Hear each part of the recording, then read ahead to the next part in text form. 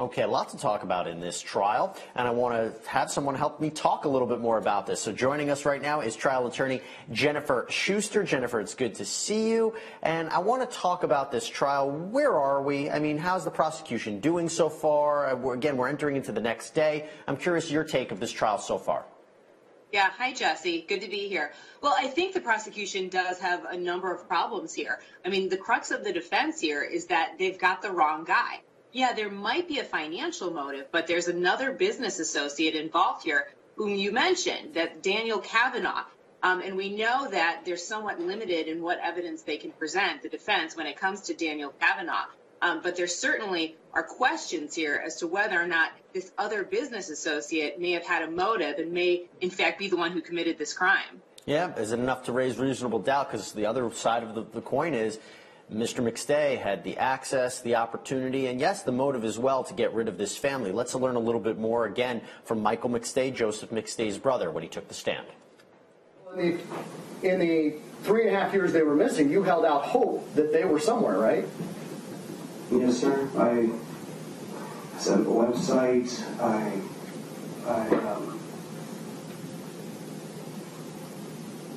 did whatever I could. And sometimes that holding out hope was speculating that they were in Big Bear or gone to Hawaii or other places, right? Yes, sir.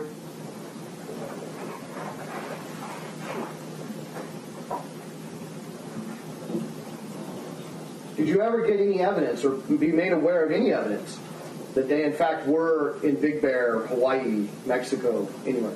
No, sir. Were you shown a video of a family crossing the border by Detective DeGaulle at some point? I was. Did you think that was them?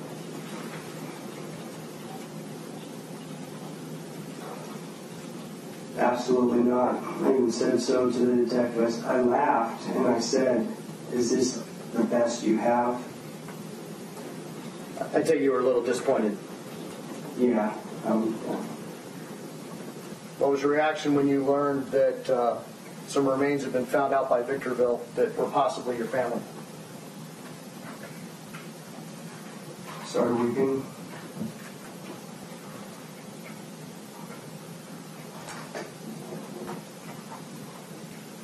What did you do when you learned that?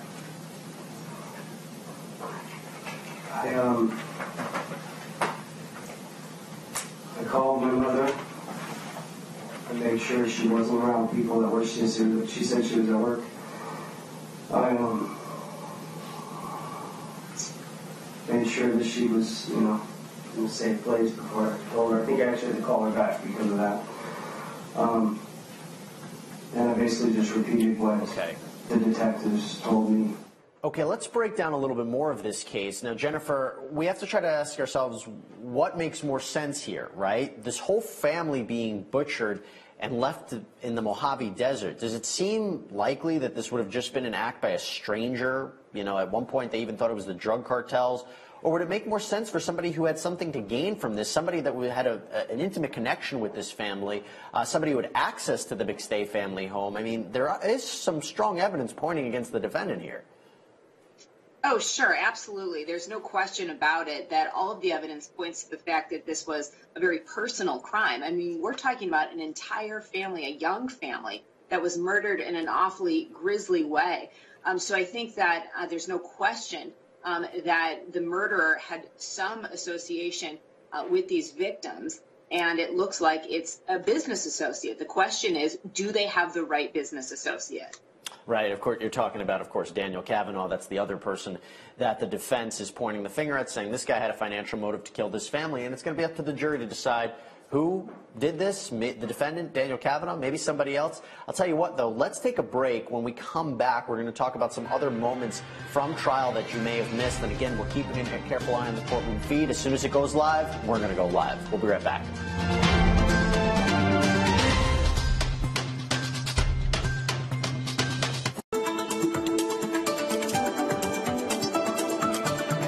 Welcome back, everybody. So, we cover a lot of different trials on this network, and there's always some really incredible moments. And in the Mstay family murder trial, the trial of Charles Merritt, it's no exception. We saw a very heated exchange between the prosecution and the defense, but outside the presence of the jury. They were having an argument where the defense was basically accusing the prosecution of not letting them know what witnesses were coming up. The prosecution said, well, you're just cross-examining these witnesses for way too long, it's too extensive, and we're having trouble scheduling our witnesses. Either way, that's the technicality of it. Listen to the back and forth between the prosecution and the defense. It gets pretty heated. Take a look. Because the defense seems to be big on notice, we are bringing the Geist people in to testify consistent with the court's rulings of the 1101B motion and Ms. Fonseca. We are asking for the courtesy and the court's indulgence for advance notice if we have to relitigate any other things to avoid undue expense, undue complication, undue delay in effectively presenting their testimony, because it presents a hardship on them. Sure. We're here for the long haul. Witnesses having to sit out in the hallway forever and then having to relitigate these issues or having to buy plane tickets, that's an undue burden on them. I understand. I agree with that. The reason we brought it to the court, all these other side issues are what they are, tangents. What we're simply asking for is courtesy for their sake to address these issues ahead of time rather than at the last minute, such as when we stand up to call them as a witness. I can address that. A couple things. Sure. One, we're getting no advance notice of who they're calling until the night before, 5 o'clock. We don't know who they're going to call after Carmen Garcia and Mr. Cicada. The people refuse to tell us. I asked them, when are you calling your cell phone expert? Because my expert who lives in Washington, we have to buy a ticket. We have to house him here so he can watch. They looked at me, smiled, and walked away. And the court's paying for these witnesses to fly, not the witness. And the people refusing to share a schedule of what witnesses they plan to call and when, so we can have the proper witnesses here or we can properly prepare. They complain about we have to bring up 402 issues last second. We bring them up at the first opportunity that the court's on the bench when we've informed they're calling that witness. So it's not the fault of the defense that we're doing stuff last second when they are purposely hiding their witnesses they're going to call, who they're going to call, when they're going to call it, so we can all coordinate together and do a harmonious trial before this. Again, these accusations are completely unfounded. I ask that the court remind people that to not interrupt while I'm speaking. They like to do that, and I'm just asked to finish my. I'd like the same courtesy. Well, oh my gosh. So let him finish. So all the defense is asking is give us notice of who you're going to call. If we think there's a legal issue, we can bring it up in a timely manner before they even come down to court so we can not waste the witnesses' time as well. We never received a witness list from the people. That's not true. I'm not done talking. Again, another example. They gave us a list of 184 people. And they said, this is our witness list. And I said, you're calling 184 people. And they said, well, and then they highlighted names. And I don't know about you, but I love a good back and forth between the prosecution and the defense. I told you, pretty heated, right? Let's play a little bit more of that back and forth right now. And I have done that, Your Honor. We have told them every night before we leave who we're calling the next day. And the problem is that with the excessive cross-examination that is not necessarily anticipated by the people, the schedule, if we had one to give them, cannot be held to because all of a sudden we have Detective DeGaulle on for a day and a half or 2 days. Or Miss Williams has to come back the next day. So it pushes people down the line. We give them sufficient notice when we can fit them into the schedule. We told them today that we had Miss Garcia. We told them yesterday we had Miss Fonseca. We never got to them due to the excessive cross-examination that was not necessarily anticipated by the people because we can't necessarily anticipate how long cross-examination is going to go. And so when those schedule delays occur, I could give them a schedule. It's not going to be accurate because I can't foretell the delays that they've caused. And then we have to reschedule them to a date that's convenient for them. Well, you can at least give a schedule of these are the next 2 or 3 or 4 witnesses that we're intending to call. Okay, now, Jennifer, here's the funny thing. It's almost like people always are surprised by this. Aren't the both sides kind of like kids, and the judge is like the parent, and there's fighting between the both of them, and the judge has to resolve the issue? Yes, this is about witnesses and preparation, but I can't help but think of that image. Oh, yeah. I mean, and judges hate it when they're whiny lawyers. I mean, that's the last thing they want to hear is the lawyers bickering back and forth. And we know this is outside of the presence of the jury, at least, so they're not seeing it. But yeah, this is really surprising here and concerning, frankly, when it comes to the experts. The defense counsel there said that they haven't received CVs and expert reports. At least they didn't receive them within the mandated 30 days. And that's critical. I mean, with any witness, you don't want to be surprised, but especially with those experts, when it comes to preparing those cross-examinations and also preparing rebuttal experts, those timelines are critical. I get it. I get it. You don't want to be working up late at night when you got the trial the next day. I totally get it. Now, Jennifer, I want you to stand by. I'm signing off. Misty Maris is coming in, and she's going to guide everybody through the next chapter of this trial, and we may be live any second, so stay tuned. We'll be right back.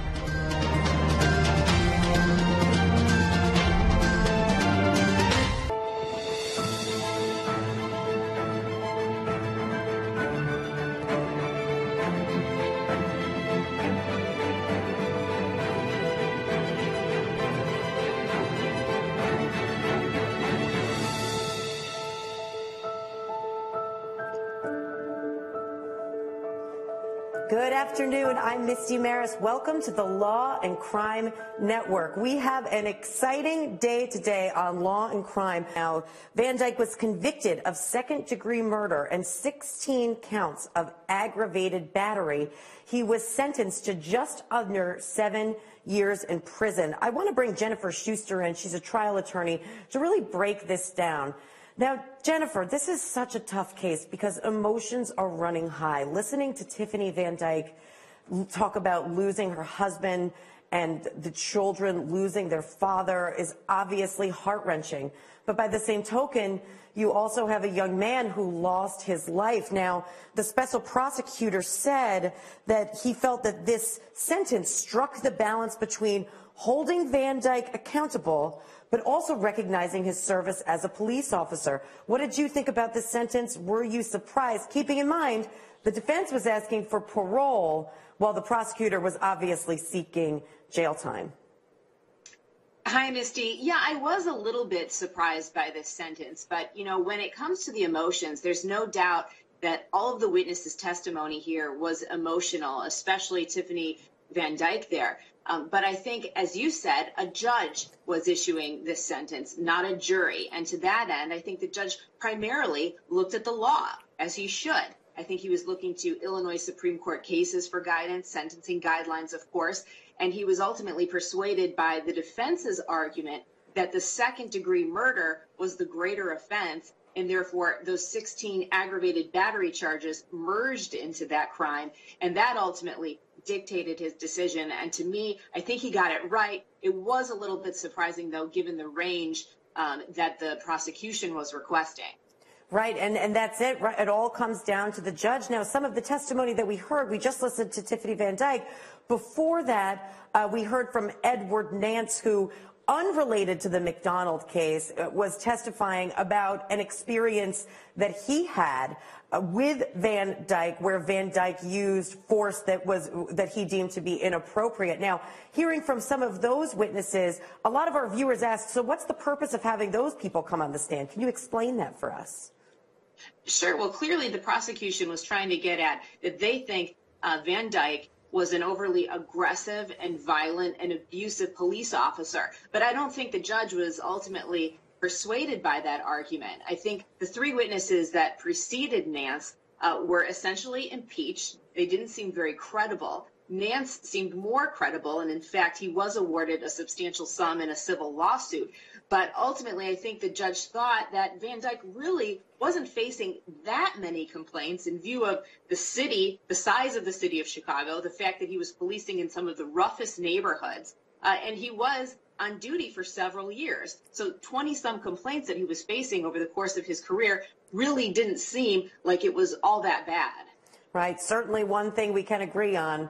No winners in that situation. Jennifer, thank you. Stay with us. We do need to go to a break, but when we get back, an unusual statement by Laquan McDonald's uncle. Don't go anywhere.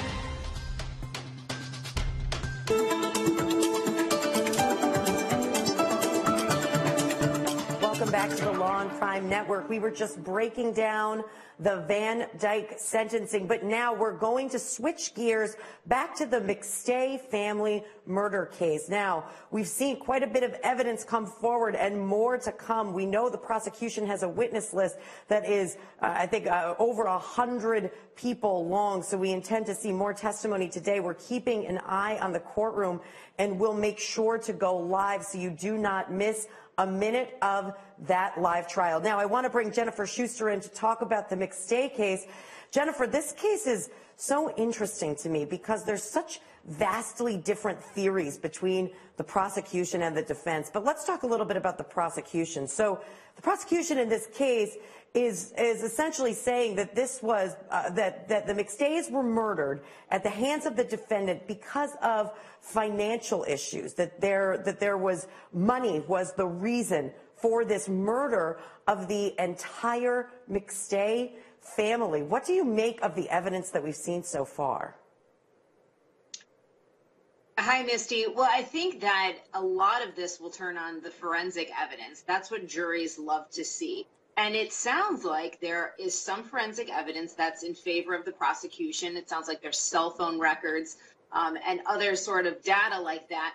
But it sounds like in terms of the defense, there actually is a lack of forensic evidence where these bodies were found. That's my understanding.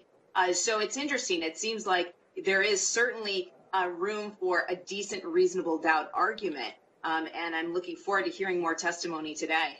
Yeah, certainly whenever there's a lag in time between a murder and finding the bodies, there's issues with forensic. Right now, it looks like we're back live in the courtroom, so we're going to go there now. We're live in the Mstay family murder case. I want to bring in Jennifer Schuster to break down what we're hearing so far. Now, this testimony, it seems to be taking a little while to get into the meat, but it appears to be related to the defendant Merritt and business transactions, which we know is the crux of the prosecution's case. Jennifer, what do you make of this so far? Obviously, he had some sort of business relationship with the defendant, but it's not clear yet exactly what that was. They alluded to some falling out. Maybe we'll hear more about that. Yeah, it looks like we'll go right back to court. The questioning has begun again. We're live in the Mstay family murder case. We're hearing some testimony from who appears to be a business associate of the defendant, as well as possibly Joseph Mstay. I want to bring Jennifer Schuster back in. Now, Jennifer, I was having trouble figuring out why this testimony was relevant. We spent much of the time on the stand talking about a couple of business transactions. It looks like two different business transactions, and that appears to be between the gentleman on the stand and the defendant. Could you make anything of that? Well, I think this is the cross that's going on, and maybe that's why it seems a little confusing. So it's difficult to see exactly what dots are being connected.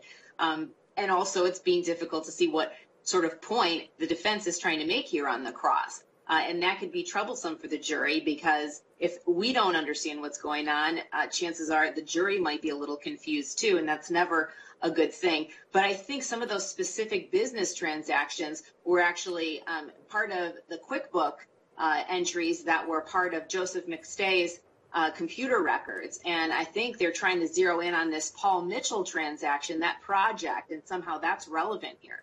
So that's all looping back together. We did see those QuickBook entries. Obviously, that's going to be relevant to the case. And before we left the courtroom to discuss, we did hear a little bit of talk, questions about, hey, did you ever talk to Chase Merritt about Joseph Mstay? So it seems like we're going to be going in that direction. Jennifer, what do you anticipate we're going to hear from this witness? Do you think it's just going to be more confirmation of some of the issues that arose from those QuickBook entries? Well, it sounded like that witness was about to talk about the gambling issues that the defendant allegedly had, but the defense counsel was pretty quick to shut that down, and he was walking up to him with some sort of affidavit, maybe his deposition transcript, and trying to refresh his memory and get him to focus on something else. So possibly he's going to say something that's more favorable about the defendant's character or past conduct. Yeah, he definitely did stop him pretty quick from getting into that, any issues about gambling. We do have to go to a break, but make sure to stick with us. We'll be back live in the Mstay courtroom.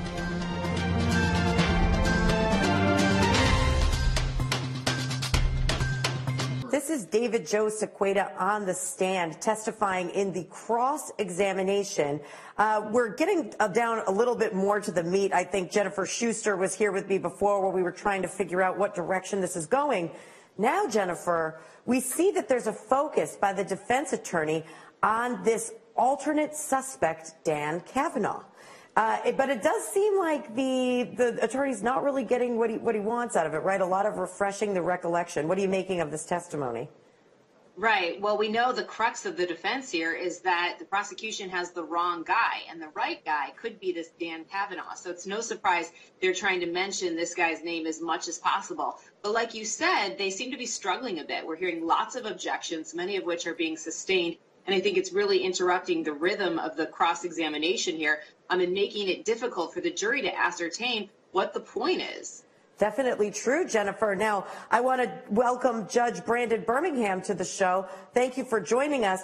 I'm interested in your perspective. We've seen a lot of sparring between the prosecution and the defense attorney here. We've seen some outside of the jury's view, but we've seen them really going at each other. The prosecution saying that the defense is being overzealous in their cross-examinations, the defense saying that the prosecution is not getting them information about witnesses on time, and we see that that's continuing in the testimony. As a judge who would preside over this trial, what do you think the jury's thinking, seeing this go down? Well, I always am concerned when I'm presiding over a case. I don't want the jurors to think there's something untoward going on, or that there's some kind of information that they're not getting, or that the rules aren't being followed. So, I mean, it's my hope in every trial that we can sort a lot of this stuff out ahead of time. They've got to wonder, I think, with all the objecting and all of the sort of the allegations and the sidebar comments that seem to be going on back and forth, they're probably thinking there's something pretty important that they're not being told. One side wants to get into it and the other is not. So they're going to have to be really mindful of their instructions to only consider what actually comes out before them and not to speculate. Yeah, I think you're right about that, Judge, especially since we know that the defense theory of the case is police botched the investigation and there's somebody else, an alternate suspect. That's why we hear that name, Dan Kavanaugh, being dropped in as much as possible on the cross.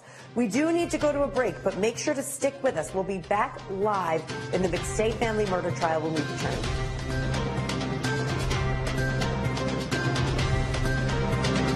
We're live in the Claudia Harig case out of Ohio. We have the defendant on the stand. Judge Brendan Birmingham, let's start with you. Well, there's always a risk when you put the defendant on the stand, correct? But in this particular case, the defense theory of the case is a heat of passion defense. They're trying to show that there is no premeditation.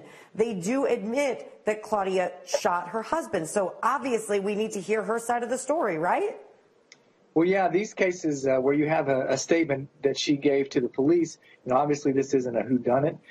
She's going to try to justify what she did by her conduct. And what you're seeing now is the groundwork for what used to be called the battered spouse syndrome, where you can see right from the beginning of the relationship, he's controlling, he's telling her what to wear, he is making her pay for stuff. He's going to try to get her to come, I guess, all the way from New York to Ohio. And so you have the beginnings of a relationship where he's dominant, she's very submissive. All of that is leading up to the instant in time where she pulled the trigger. So that's what we're seeing right now. That's an interesting point. Jennifer, what do you make of this? We know that the defense side of the story is that she was actually going to kill herself until she became so enraged that in a heat of passion, she actually killed him. What do you think? Right. Well, I agree with the judge that clearly they're trying to lay the groundwork for this abusive relationship. It's interesting that while she was dating him, she knew he was creepy and cheap and controlling, yet she married him anyway. So I think on cross-examination, it's going to get really interesting. It always looks like a good idea. Oh, yeah. Jennifer, thank you so much. I know you have to sign off. Jennifer Schuster, trial attorney. Judge, stick with us. We will be back live in the courtroom.